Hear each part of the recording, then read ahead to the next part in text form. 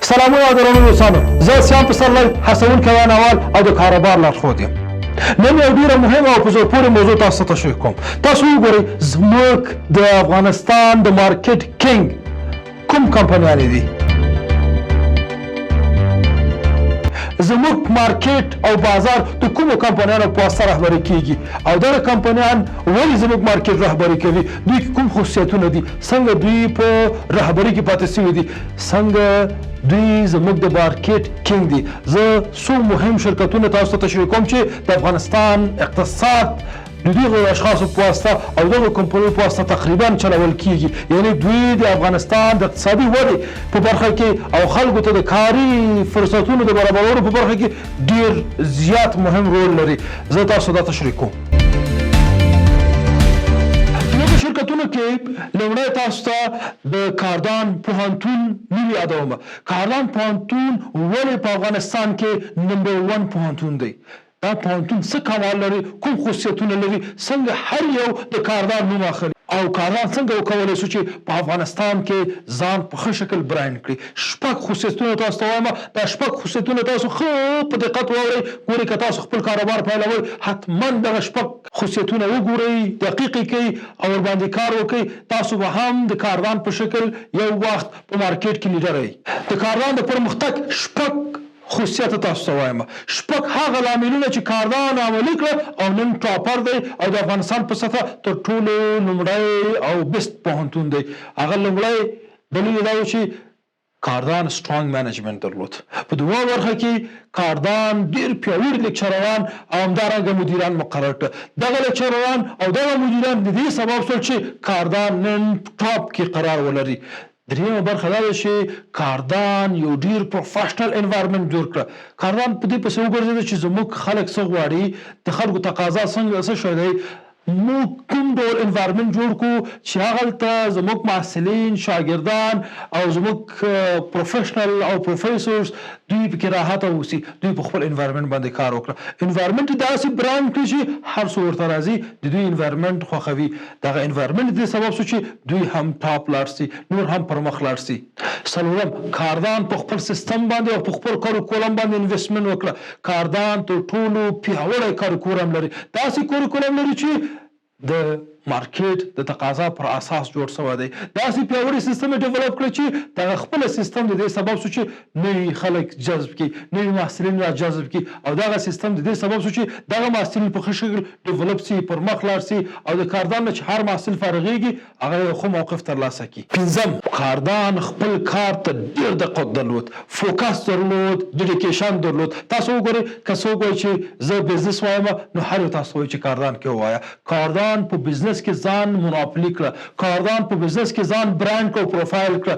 داسې منظم پر مخ لاړه، داسې خپل وخت ورته ورکړه، داسې ډیډیکیشن ورته ورکړه چې اوس هر یو که د بزنس سټډي نوم اخلي وایي کاردان ته ولاړ سئ، په کاردان کې مطالعه وکړئ، کاردان ته لاړ سئ، په کاردان کې زده کړه وکړئ.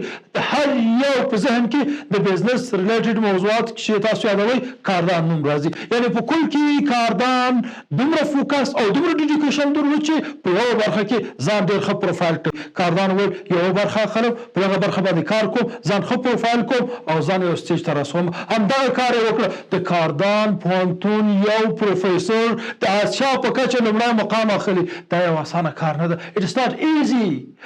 کاردان په خپل سټاف باندې پانګونه وکړه، په خپل پروفیسرانو باندې پانګونه وکړه، د هغوی د تشویق لپاره کار وکړه. د هغه څه چې د دوی فوکس ښیي، د دوی ډیډیکیشن ښیي. کاردان ویل زه سیستم جوړوم، درسته ده، زه کسان مقرروم او ګمارم، درسته ده. ویل د کسانو د ظرفیت د لوړولو لپاره باید زه څه وکړم، د خپلو استادانو د ظرفیت دپاره، همدارنګه د تشویق دپاره باید زه څه وکړم. دوی ته رول ورکړه، دوی ته موقع ورکړه چې په نړیوالو کنفرانسونو برنامو کې ګډون وکړي، پر مخ لاړ سي او ځان اپډیټ وساتي. بله دا ده چې کاردان خپل سټاف دپاره او خپل مدیرانو دپاره او کارمندانو دپاره یو ښه انوایرمنټ داسې برابر کړي چې دوی د یو خوا نه لیکچر ورکوي، د بل خوا نه زده کړه کوي، د یو خوا نه ځي صنف ته ځي لیکچر ورکوي، د بل خوا نه کتابخانې ته راځي، لایبرري ته راځي، په کتابخانه کې درس وایي، مطالعه کوي، ځان اپډیټ کوي، انټرنیټ ته لاسرسی لري، دوی سرچ کوي، تحقیقات کوي. دغه وروستی او اپډیټ تحقیقات د خپلو محصلینو سره شریکوي. کاردان تل هڅه کړې چې انوویشن ولري، کریټیویټي ولري او سسټینبیلیټي باندې فکر وکړي. کاردان چې نن دغه سټیج ته رسېدلی د علت دا ده چې دوی همیشه کریټیو ول، دوی همیشه نوآوري کړی، تخلیق کړی او خپل د ثبات دپاره کار کړی. د ټولو مخکې په مارکیټ کې داسې یو کار یې کړی چې د نور توجه ورته نه و، داسې یو مقام ته ځان رسولی چې تر څو نور فکر کوي دوی یو بل مقام ته ځي. د نورو خلکو فکر دومره نه رسېږي او د دوی د منیجمنټ او د دوی د سټاف فکر دومره لوړ دی چې دوی همیشه تخلیق کوي، انوویشن کوي. د کاردان انوویشن، کریټیویټي او همدارنګه سسټینبیلیټي د دې سبب سره چې نن کاردان په ټاپ کې اوسي. ګوره تاسو دغه شپږ موضوعات مې تاسو ته وویل چې لومړی سټرانګ منیجمنټ یې کریټ کړه، دوم سټرانګ لیکچرران یې مقرر کړه، مدیران یې مقرر کړه، ښه استادان یې مقرر کړه، دریم برخه کې ښه انوایرمنټ یې برابر کړه، په څلورمه برخه کې په خپل سیستم باندې کار وکړه، کوریکولم یې ډیولپ کړه، دا کوریکولم ډېر پیاوړی و، ډېر منظم و. په پنځمه برخه کې دوی خپل فوکس او ډیډیکیشن درلود. کوم کار چې دوی کوو، هر کار ته چې دوی لاس اچوو هغه کار لپاره فوکس او ډیډیکیشن درلود. دا دې سبب چې دوی پر مخ لاړ شي. شپږمه دا و چې په شپږمه برخه کې کاردان پوهنتون په خپل انوویشن او کریټیویټي او سسټینبیلیټي باندې فکر وکړه. دغه څو دلایل چې نن کاردان په افغانستان کې د یو د ټاپ پوهنتونونو څخه دی. تیر کال کاردان د افغانستان په سطح تر ټولو پیاوړی او لومړنی پوهنتون وټاکل شو. دا د ټولو افغانانو لپاره د افتخار ځای دی. ول تاسو لپاره څه دی؟ تاسو چې غواړئ خپل کاروبار پیل کړئ، خپل بزنس وکړئ، د کاردان نه زده کړه وکړئ. دوی په کوم شکل بزنس کوي، په کوم شکل مارکیټ ته دننه، په کوم شکل خپل منیجمنټ کوي او سټافینګ کوي، دا د ټولو لپاره ډیره مهمه ده. مشخصا هغه کسان لپاره چې دوی په ایجوکیشنل انډسټري کې د یو فعالیت کوي، کار کوي، تاسو لپاره ډیره مهمه ده. که چیرې تاسو غواړئ چې دې ته ورته نور مهم ویډیوګانې وګورئ، تاسو حتما زموږ د یوټیوب چینل سبسکرایب کړئ، زموږ فیسبوک پاڼه لایک کړئ او دغه ویډیوګانې د نور هیوادوالو سره شریک کړئ. تر بیا تاسو پوره او بخښونکي سخت تعالی سپارم.